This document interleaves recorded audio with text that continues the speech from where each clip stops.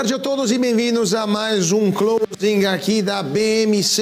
Eu sou Carlo Cauti e hoje é sexta-feira, dia 12 de maio de 2023. Estamos ao vivo como todas as tardes, às 4 horas em ponto e vamos até às 18 horas, até às 6 da tarde, para analisar com vocês as principais notícias que mexeram com os mercados aqui no Brasil e no mundo, além de conversar com os melhores especialistas do mercado para entender o que está acontecendo e também descobrir onde investir melhor. Vamos que temos muitas notícias para comentar juntos. Antes disso, como sempre, lembro a vocês de se inscreverem no canal, deixar o seu like, o seu comentário, compartilhar esse vídeo com os seus amigos investidores e também ativar o sininho para ficar sempre ligados em tudo aquilo que movimenta o mercado financeiro. Iniciando então com o nosso tradicional giro do mercado Ibovespa, que nesta sexta-feira está em queda. Nesse momento o Ibovespa agora subiu, voltou a subir, estava em queda, estava vendo que estava em queda porque temos aqui mais vermelhinhos do que verdinhos, né? Aqui estamos vendo no nosso profit da Neológica, temos mais vermelhinhos do que verdinhos, mas mesmo aqui Ibovespa sobe 0,75% aos 108.256 pontos nesse momento. O volume de negociação é de 14,86 bilhões de reais, então volume ainda baixo em relação à média histórica do Ibovespa. Vamos ver quais são as maiores altas e maiores baixas nesse momento na Bolsa de Valores aqui de São Paulo. Antes disso, dólar futuro cai 0,34%, R$ 4,95. Ibovespa que está navegando de fato hoje entre altas e baixas. A pior ação do dia hoje é a Locaweb, a melhor ação do dia, aliás, hoje é a Locaweb, 9,90% de alta, Sabesp a segunda melhor, 7,88%, Petrobras sobe 3,73% ação ordinária e 3,26% ação preferencial. A pior do dia hoje é a JBS, 7,28% de queda, EZTEC 6,95% e Braskem perde 5,01%. Marfrig também cai forte, 3,72% nesse momento. Se a gente for ver como é que está o mercado lá fora, antes disso, minério de ferro também cai lá em Dalian e o petróleo Brent também cai em Londres, menos 1,05% nesse momento para o petróleo Brent, $74,19. Lá fora, temos o SP500 que está em queda nesse momento. Dá uma olhada como é que está aqui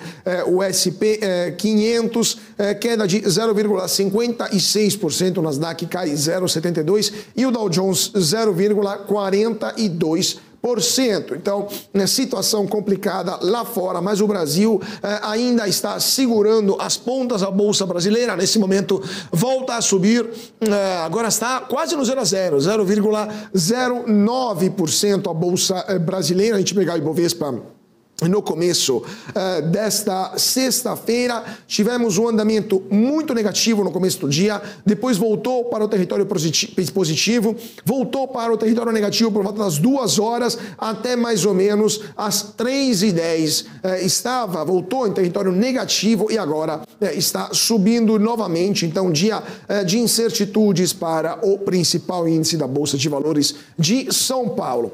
Mas iniciando então com as notícias de hoje, porque a notícia que abriu o mercado nessa sexta-feira, que espantou muita gente nessa sexta-feira, foi o pedido de recuperação judicial da Light, que foi apresentado na terceira vara empresarial do estado do Rio de Janeiro em caráter de urgência. A companhia assumiu uma dívida de 11 bilhões de reais e nesse pedido a Light informou que está avaliando alternativas, abre aspas, avaliando alternativas e empreendendo esforços na busca do equacionamento de obrigações financeiras próprias e de outras pelas quais é também coobrigada, fecha aspas.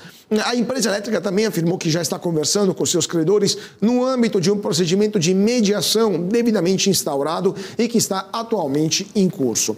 Segundo a Light, esse pedido de urgência foi solicitado porque há, abre aspas, desafios oriundos da atual situação econômico-financeira da companhia e algumas de suas subsidiárias se mantêm e vêm se agravando, fecha aspas. Então, essa medida, então, busca proteger as empresas até que seja possível implementar o equacionamento do seu endividamento e a readequação da sua estrutura de capital. Então, a Light está vivenciando um momento muito complicado. Light, que lembramos, é uma das maiores empresas de energia elétrica, de distribuição de energia elétrica do Brasil, né? Está sofrendo com essa situação muito complicada, né? Muito complicada, que poderia criar sérios problemas também para os seus usuários, tanto que o próprio governo federal está se interessando naquilo que está acontecendo com a Light, né? A Light que, por sua vez, salientou que está tentando garantir os serviços prestados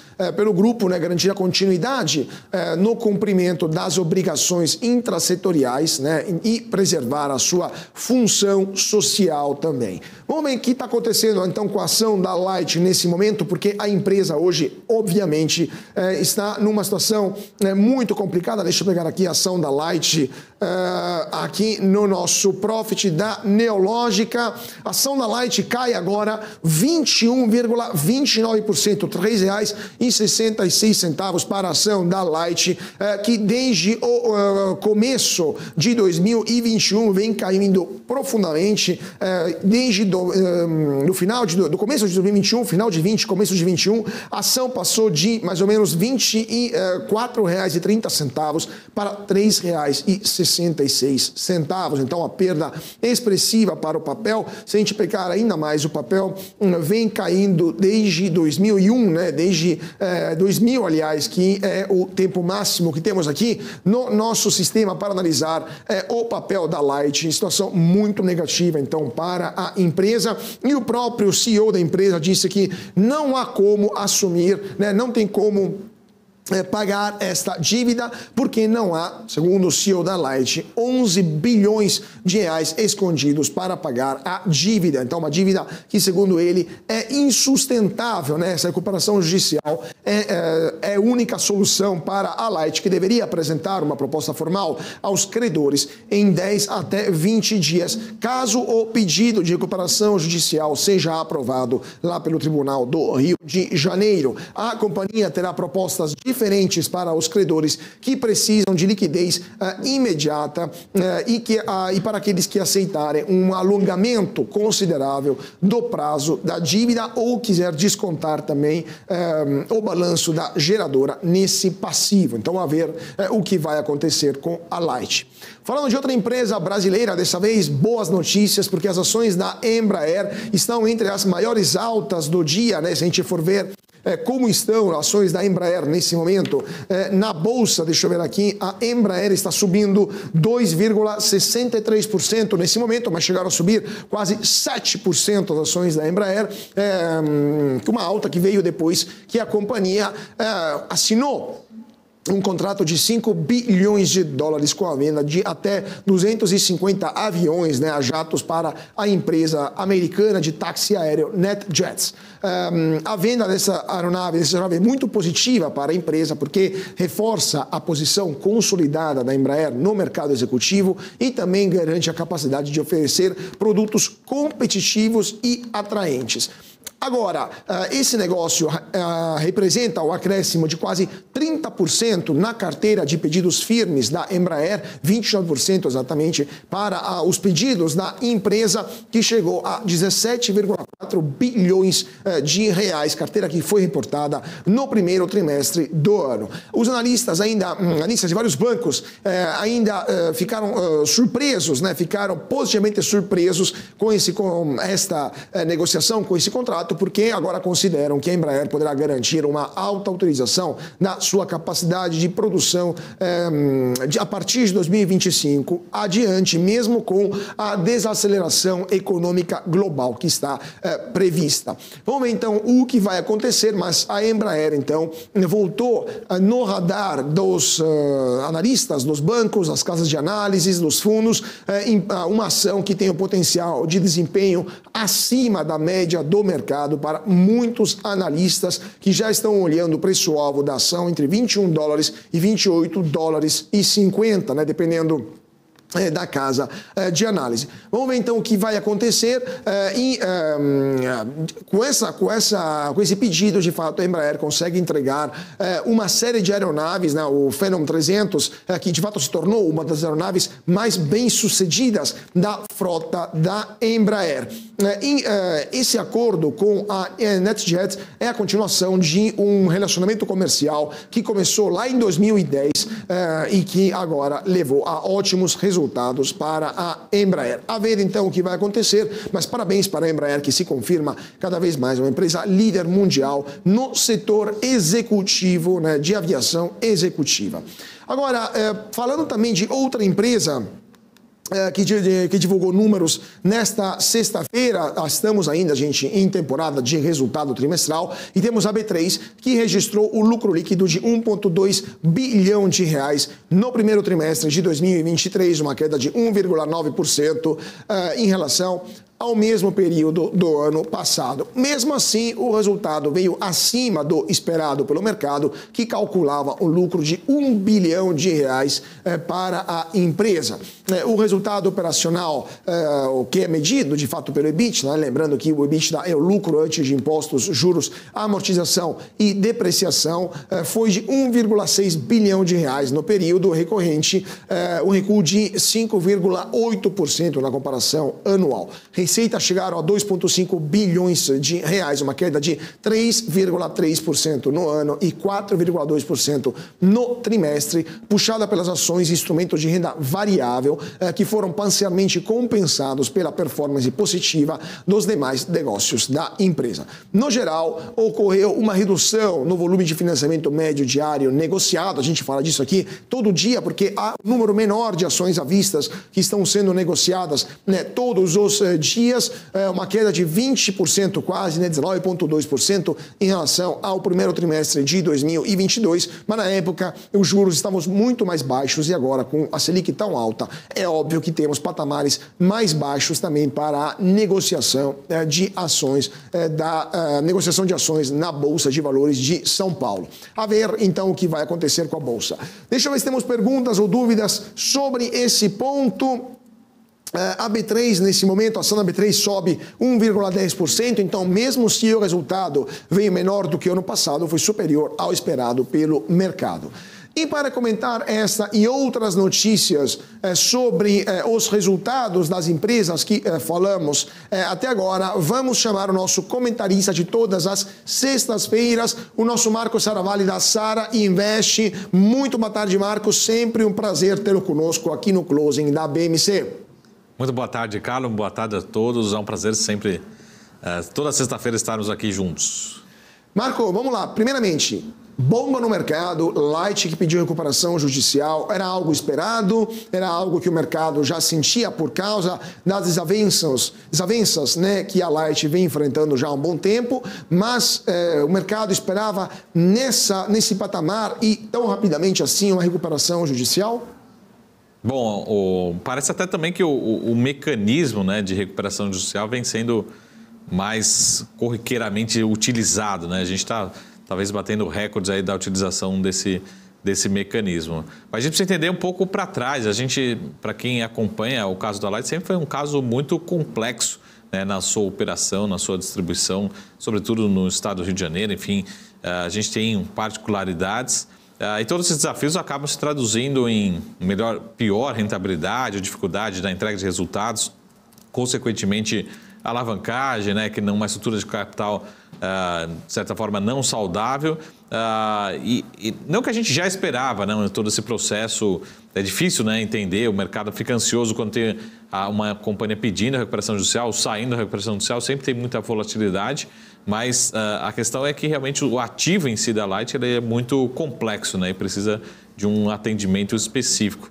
Então, em determinados casos, às vezes até é saudável que se tenha, né, essa solicitação de uma recuperação judicial, para que todos fiquem na mesma página, que a gente tenha discussão não só com acionistas, mas com credores, enfim, órgãos públicos, para a gente voltar a ter uma operação saudável. Mas sempre o histórico da Light é um histórico relativamente complexo operacionalmente e, consequentemente, em bolsa. Então, a gente tem muita volatilidade, o que é diferente, naturalmente, do setor, né? O setor de energia é um setor mais previsível, um setor mais gerador de caixa, e algumas dessas características a gente não encontra no caso da Light. Então, é uma surpresa, a gente está vendo pelo próprio desempenho do papel, então é uma surpresa negativa, mas é algo que já vinha se, talvez, cogitando, até pelas dificuldades de questões particulares da Light, né? Perfeito, Marco. Agora, só terminando o comentário, porque temos ainda 2 minutinhos antes do primeiro intervalo, mas queria te perguntar, você falou justamente que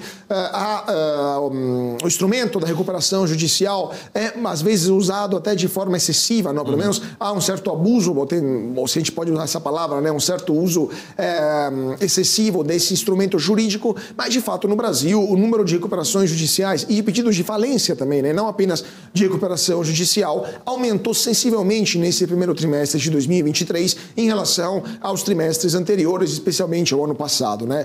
O que está acontecendo? Você acha que de fato temos uma situação que está levando mais empresas a quebrarem por causa da conjuntura econômica, por causa dos juros altos por muito tempo, ou é apenas uma tentativa das empresas super endividadas de preservar o seu patrimônio em relação aos credores? Acho que o próprio instrumento, né, a gente vai começando. Os credores, os investidores, acionistas vão entendendo da sua utilização, do seu funcionamento, e antes de chegar realmente numa situação mais crítica, né, no famoso default, da companhia de fato não pagar, juridicamente tem se utilizado. Então, teoricamente é um termo relativamente novo, né, uma situação relativamente nova, mas o que a gente vê, eu concordo com você, Carlo, a gente tem uma situação de que as companhias estão com uma estrutura de capital não necessariamente saudáveis, né, com os juros altos, essa despesa financeira subindo, comendo grande parte da totalidade dos resultados operacionais, faz com que os acionistas, lógico, corram risco adicional, mas principalmente os credores, né, sejam fortemente impactados, no sentido de que ou vão precisar de um waiver, né, ou seja, vou pagar, mas não sei quando, ou de certa forma até chegando na situação de default. Então, a gente vê um impacto, talvez a grande preocupação, o grande assunto de 2023 seja a situação das companhias com alta alavancagem, alto endividamento e o custo de capital, né, ou seja, o custo dessa despesa financeira aí nos balanços corporativos, né? Pois é, né? Pago, não nego, devo, não nego, mas pago quando posso. Vamos ver, então, se isso vai se transformar, no caso da Light, em um pagamento no futuro, né? Você vai conseguir renegociar suas dívidas ou sua empresa vai quebrar. Telegráfico, Marco, 15 segundos. Você acha que há o risco de interrupção dos serviços de energia lá no Rio de Janeiro? Não, provavelmente não, né? Provavelmente isso faz parte do processo de recuperação judicial. Então, provavelmente quem está organizando todas as esferas jurídicas coloca isso como condicionante. Ó, vamos sentar todo mundo, acionistas, credores, todos envolvidos, mas colocar que seja mantido, né, pelo menos um mínimo de entrega de energia, de disponibilidade, que o serviço não seja interrompido. Perfeito, perfeito. Gente, rápido intervalo, voltamos já com as notícias da Bolsa, porque aqui está muito verdinho. Já pensou se não existisse essa pergunta? Teríamos cavalos mais rápidos? Mais telefone? PMC News. Informação que gera valor. E de volta para o nosso closing desta sexta-feira. Muito boa tarde para você que está se sintonizando agora aqui na BMC. Nesse momento, 4 horas e 23 minutos. Bolsa de Valores de São Paulo, que continua o seu dia de incerteza entre altas e baixas. E vamos dar uma olhada aqui no nosso profit da Neológica. Atrás de mim vocês estão vendo que temos muitos vermelhinhos aqui entre as ações da B3, mas no Ibovespa, o índice índice principal da Bolsa de Valores de São Paulo continua se mantendo em leve território positivo, nesse momento alta de 0,09% para o Ibovespa aos 108.354 pontos. O dólar cai 0,20%, R$ 4,93. Se a Bolsa conseguir fechar com essa alta, serão 7 pregões consecutivos de alta, uma semana inteira no verdinho. Vamos ver se a Ibovespa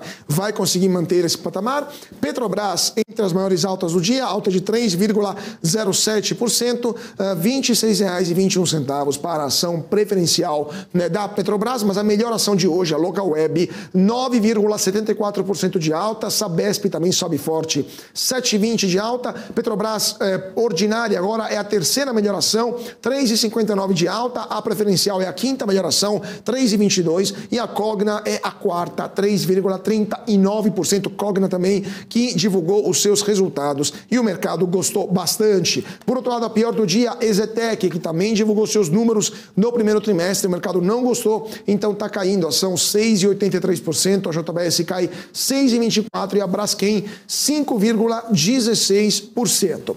E para falar em Petrobras, vamos então conversar com o nosso primeiro convidado de hoje, que é o Matteo Aghi, analista de investimentos da Guide Investimentos.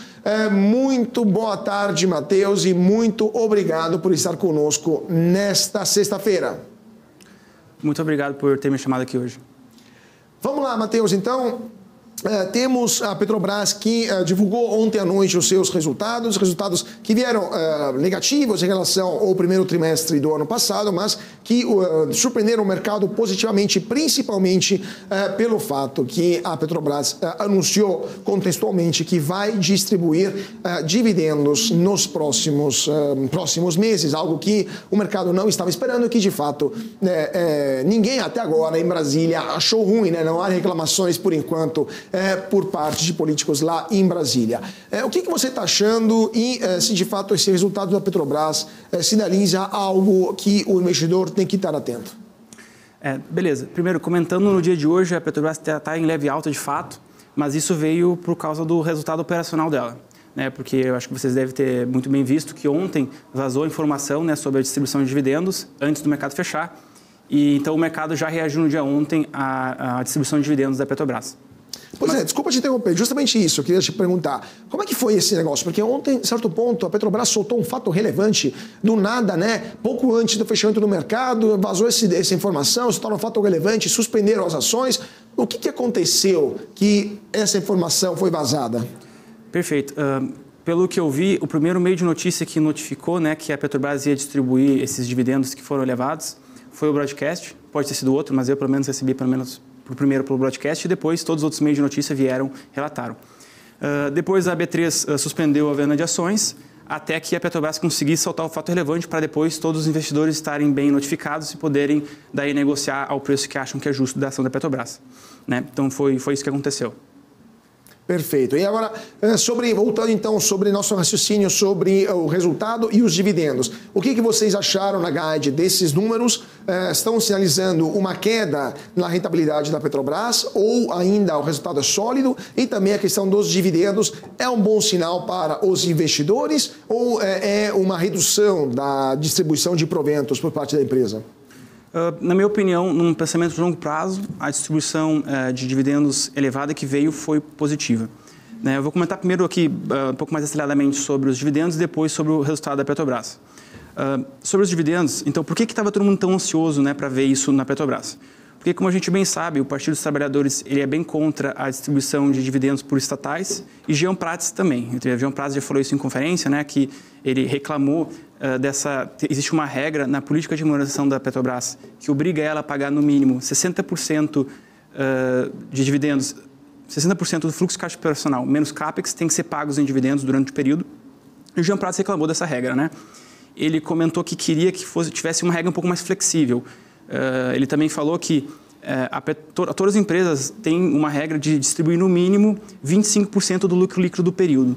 Então, seguindo esse pensamento, a gente pode imaginar que a Petrobras deveria mudar a política dela para algo mais próximo desses 25%.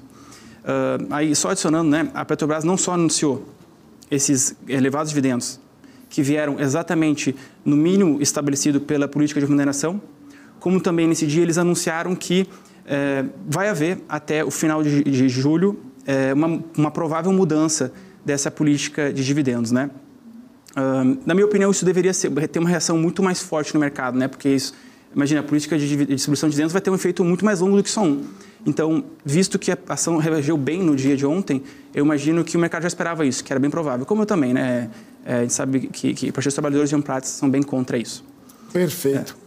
Agora, Matheus, deixa eu te perguntar, só complementando também essa questão da Petrobras e da distribuição de dividendos, né? A Petrobras, ela distribuiu, só para a gente pegar o número certinho aqui, vai distribuir, né? Porque vai ser agora, em parte em agosto e parte em setembro, R$ 1,89 por ação, né? Vai ser metade, basicamente, entre juros sobre capital próprio e dividendos agora em agosto e outra metade, né? Mais ou menos 94 centavos, vão ser lá em setembro.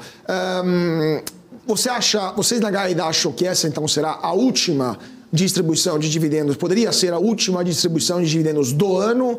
Ou vocês acham que vão continuar tendo distribuições, mesmo se em um patamar menor? Não, 100% de chance que vai haver distribuição. Na minha opinião, é bem provável que essa tenha sido a última distribuição de dividendos extremamente elevada, né? Porque até o final de julho é possível que o Conselho de Administração mude a política de remuneração. Visto também que seu aviso é de acreditar que eles já queiram no próximo não distribuir, né, a mesma quantidade que vinham distribuindo. Perfeito. Antes de passar a palavra para o Saravalli, Marco, deixa eu só complementar uma coisa também, já que o nosso analista aqui é especialista em petróleo. Matheus, o petróleo ele caiu sensivelmente nos últimos meses, né? Desde o começo do ano, se não me engano, a queda foi de mais de 20%, né? Mais ou menos.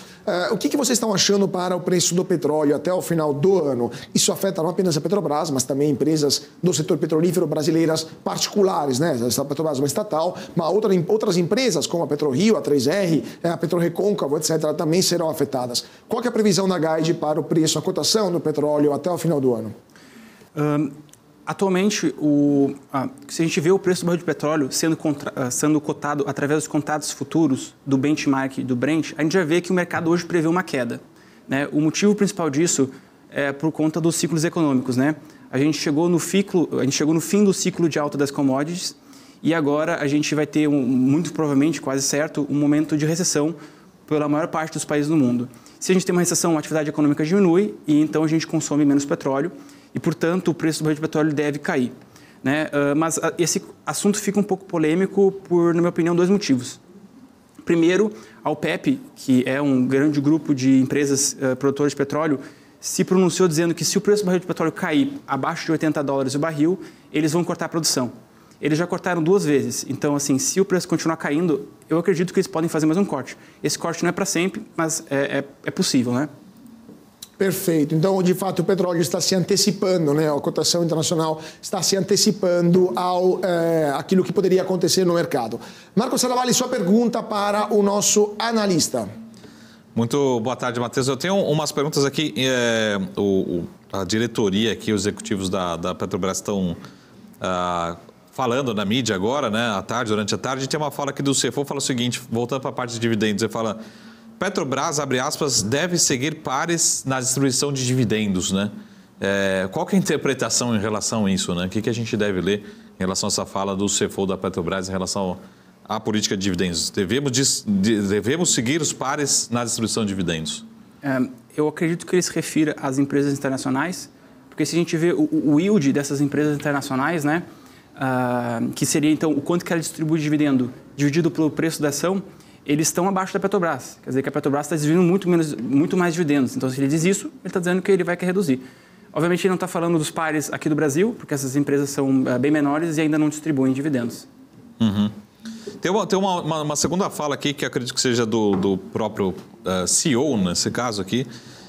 Ele fala assim, existe chance de reajuste, né? Perguntaram para ele, ele falou sim, né? Aqui falando sobre preços de combustíveis, e vamos reavaliar alguns combustíveis na semana que vem. Então, talvez seja um assunto para a semana que vem. Então, o que esperar, né, dentro dessa fala do Prats sobre preços aqui de combustíveis, né? Já esperando algum anúncio para a semana que vem, né? Sim. Não, para a semana que vem eu acho bem provável. Eu acho que é mais provável que esse anúncio venha em um momento de alta do barril de petróleo, que é quando daí vai sair o custo mais alto para o consumidor. Eu acho que enquanto o preço do barril de petróleo está caindo, os consumidores estão sem reclamar, digamos assim. Então, não acho que ele vai querer fazer essa mudança. Essa mudança tem efeitos econômicos ruins, ele certamente sabe disso. Eu acredito que ele vai querer fazer essa mudança quando o preço subir. Mas ela, na minha opinião, é bem provável que vai acontecer, porque ele, Lula, já se pronunciaram várias vezes dizendo que são contra a atual política de precificação de combustíveis da Petrobras, né? Que ela segue o preço internacional, que por vezes é muito elevado para o consumidor. Pois é, mas se a Petrobras não seguir mais o preço internacional, se voltar àquela política de preços da época da Dilma, né, e de fato obrigar a Petrobras a vender no Brasil um combustível mais barato do que ela comprava no exterior, a gente poderia ter uma réplica daquilo que já vimos acontecer em 2015 e 2016. Né? Me lembro que no final de 2015 a ação da Petrobras chegou a R$5, se não me engano, né? Por volta disso, ou estou enganado. Então, a gente teve quase a Petrobras se tornou a empresa mais endividada do mundo, a 10ª maior empresa do planeta para a empresa mais endividada do mundo, né? Então, vocês acham que existe o risco disso voltar a acontecer com uma gestão como aquela do novo presidente Jean Paul Prats? Eu acho que naquele nível é bem difícil, né? Acho que a gente estava num cenário bem diferente, mas a gente pode sim ver a Petrobras tomando algumas atitudes que seja ruim para ela própria, né, e para os acionistas da Petrobras. Acho que é isso. E aí não tem nenhuma regra interna à Petrobras, assim, a lei das estatais, obviamente, não trata de política de preço, né? Mas não há uma regra interna à empresa que impeça que a nova gestão crie esse dano gigante, destrua esse valor, de fato, da empresa? Muito bem, perfeito. Sim, tem uma regra. No Estatuto Social da Petrobras tem um artigo lá que prevê que, se a Petrobras tiver alguma ação sem objetivo econômico contrária a que os pares de mercado ela faz, que seria o caso de vender combustível no prejuízo, ela vai ter que a União vai ter que ressarcir ela no futuro. Então, se a Petrobras de fato querer vender combustível no prejuízo, ela teria que mudar essa regra antes. Mas isso não é problema algum. O Conselho de Administração já é alinhado com os interesses de Jean Prats.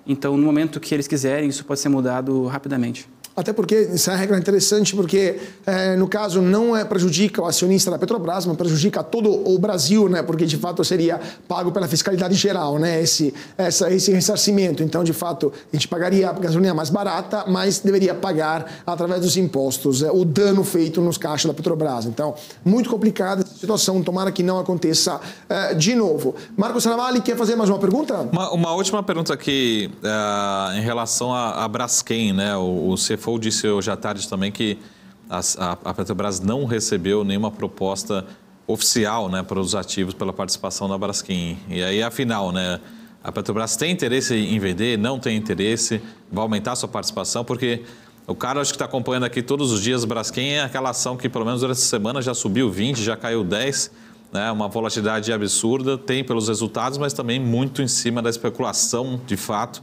dessa mudança de controle, né? Enfim, qual que é a sua visão, olhando um pouco do olhar, né, de acionista e investidor de Petrobras, mas olhando também para os ativos da Braskem, né?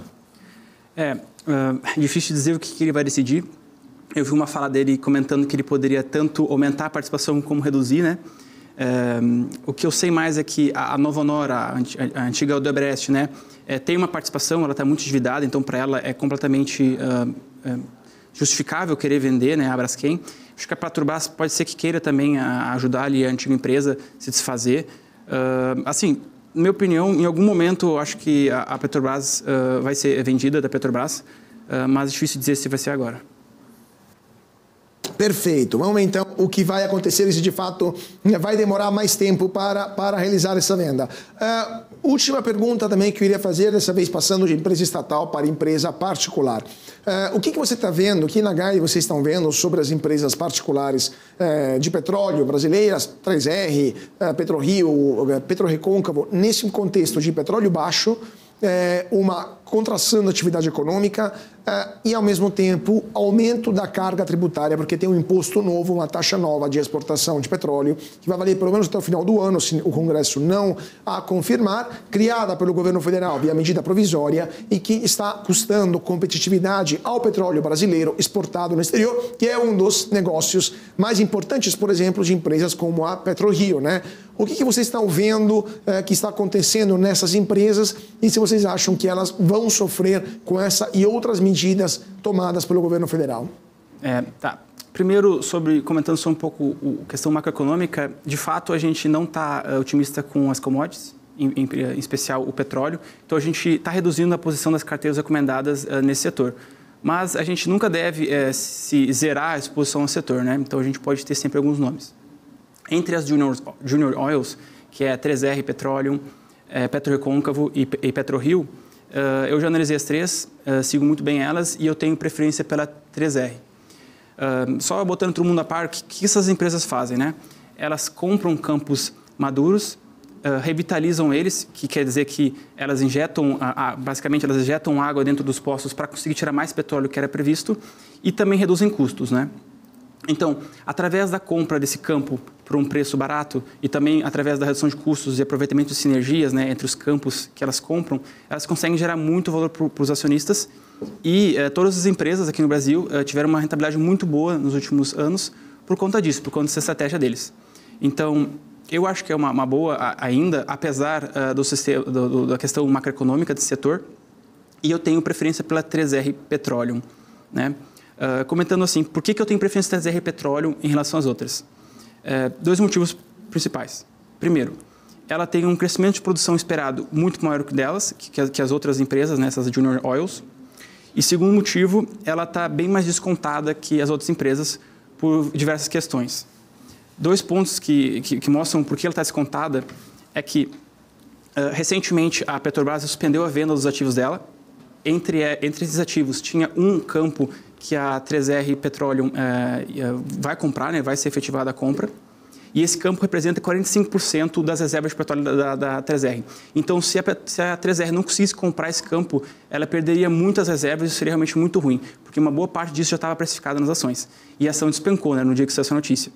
Acho que não vale entrar ao ponto, mas o risco disso acontecer acabou, já foi esclarecida a situação e a venda está praticamente certa para ser aprovada aí nos próximos dias, talvez um mês. Bom, então era isso, eu tenho a preferência pela 3R Petroleum. Agora, só para terminar, completando esse discurso, depois não sei se o Marco quer fazer mais uma pergunta, mas uma coisa, você falou justamente, o modelo de negócio dessas empresas é adquirir campos petrolíferos que a Petrobras está vendendo, né, que não são tão interessantes para a Petrobras, e dar mais eficiência a esses campos petrolíferos, né? Mas a Petrobras deixou claro que não vai vender mais esse tipo de ativos, não vai vender mais nada a Petrobras, né, segundo palavras da nova diretoria. Isso não poderia prejudicar os planos, inclusive de acordos que estavam prestes a ser realizados, né, de campos petrolíferos por essas Junior Oil Companies, né? Isso não prejudicaria o modelo de negócio delas? Ótima pergunta. Sim, obviamente isso enfraquece, mas todas as empresas elas fizeram muitas aquisições nos últimos anos, principalmente, né, porque a Petrobras teve plano de investimento e elas começaram a comprar muitos campos. A 3R Petroleum comprou 6 campos nos últimos 2 anos, ela tem 9. A PetroRio comprou 2 campos da Petrobras. Então, assim, elas têm um projeto de investimentos muito longo que deve durar vários anos aqui para frente. Então, assim, até nem seria, acho que, possível, né, que ela comprasse mais muitos campos nos próximos anos. E pode ser que daqui a 4 anos outro presidente ganhe as eleições e o processo de investimento volte, né? Vamos ver então o que vai acontecer, se de fato isso vai mudar ou se teremos alguma surpresa, né, até o final desse mandato. Marco Salvalle, 2 minutinhos para uma última pergunta. Uma pergunta só, Matheus, rápido, que acho que foi o assunto dessa semana, que foi a possibilidade, né, ventilou-se na mídia aí o possível interesse da PetroRio comprar uma participação na Enauta. Então, acho que a pergunta direta e reta é que, assim, faz sentido, olhando no olhar de acionista de PetroRio, né, seria bem visto pelo mercado, caso realmente ocorresse essa participação da PetroRio na Enauta? Acredito que sim. Existe muito pessimismo na Enauta por causa de problemas de execução. Eu acho que no momento que a PetroRio comprasse a Enauta, o mercado poderia pensar, bom, peraí, se a PetroRio opera bem, tem uma boa tecnologia, e quando eles comprarem esses campos da Enauta, ela pode começar a operar eles melhores e então destravar um certo valor ali nas ações da Enauta, que estão bem descontadas, né? Então, acredito que sim, seria algo positivo. Mas você acha que a Enauta, de fato, vai continuar tendo problemas, vai sofrer nos próximos meses por causa dessas questões de execução, ou é uma questão pontual que pode se resolver ao longo do tempo? Eu diria que isso é o que deve acontecer, porque o motivo é que esses campos que elas têm são bem antigos, têm uns equipamentos muito antigos. Então, e já que isso não mudou, eu acredito que deve continuar acontecendo problemas operacionais nos campos, né? Sim. Último ponto, só para a gente complementar, Marco, eu vou só pegar a sua pergunta, o gancho. Tem vários poços que foram comprados, adquiridos pela PetroRio, por exemplo, por outras empresas menores, na bacia de Campos, né, na frente do Rio de Janeiro. Se não me engano, a PetroRio, um dos mais famosos era a Barbacoa, né? Rapidíssimo, como está isso, como está essa situação em 30 segundos? Bom, ela tem 2 campos que ela comprou recentemente, foi o Diahu e o Baracoa Leste. O Baracoa Leste ela já está em operação e a produção está aumentando. O Diahu vai começar em 2024.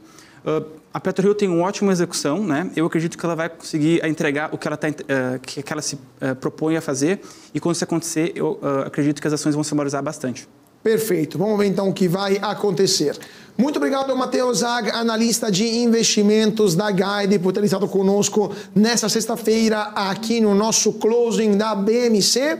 E nós voltamos já, rápido intervalo, não saia daí, 2 minutinhos e continuamos o nosso giro de notícias aqui no closing da BMC. Te vejo lá. As vendas não estão tão fortes assim. Perfeito. A MRV, que por sinal não está exatamente bem das pernas, né? Desde o começo, desde o ano passado perdeu 10,85%, né? Nos últimos 6 meses perdeu 1,88%, mesmo se no último período teve uma alta expressiva, passou de R$ 6 para R$ 8,87, né? Se a gente pegar desde o começo do ano, a MRV acumula uma alta de 20,84%. Então, o mercado está apostando que Minha Casa Minha Vida volta com tudo e MRV será novamente uma das campeões, né?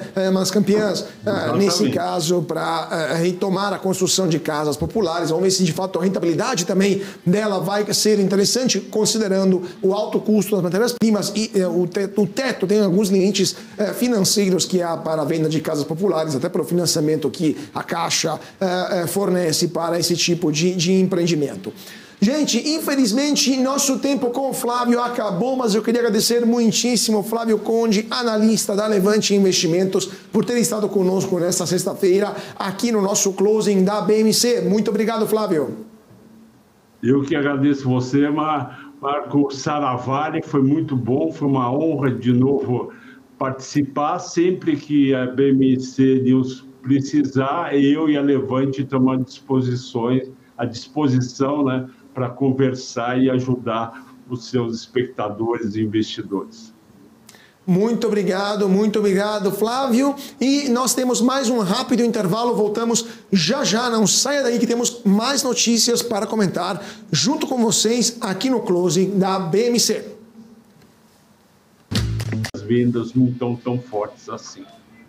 Perfeito. A MRV, que por sinal não está exatamente bem das pernas, né? Desde o começo, desde o ano passado perdeu 10,85%, né? Nos últimos 6 meses perdeu 1,88%, mesmo se no último período teve uma alta expressiva, passou de R$ 6 para R$ 8,87, né? Se a gente pegar desde o começo do ano, a MRV acumula uma alta de 20,84%. Então, o mercado está apostando que Minha Casa Minha Vida volta com tudo e MRV será novamente uma das campeões, né? Umas campeãs, nesse caso, para retomar a construção de casas populares. Vamos ver se de fato a rentabilidade também dela vai ser interessante, considerando o alto custo das matérias-primas e o teto tem alguns limites financeiros que há para a venda de casas populares, até para o financiamento que a Caixa fornece para esse tipo de empreendimento. Gente, infelizmente, nosso tempo com o Flávio acabou, mas eu queria agradecer muitíssimo ao Flávio Conde, analista da Levante Investimentos, por ter estado conosco nesta sexta-feira aqui no nosso closing da BMC. Muito obrigado, Flávio. Eu que agradeço você, Marco Saravari, foi muito bom, foi uma honra de novo participar. Sempre que a BMC News precisar, eu e a Levante estamos à disposição, né, para conversar e ajudar os seus espectadores e investidores. Muito obrigado, Flávio. E nós temos mais um rápido intervalo, voltamos já, não saia daí que temos mais notícias para comentar junto com vocês aqui no Closing da BMC.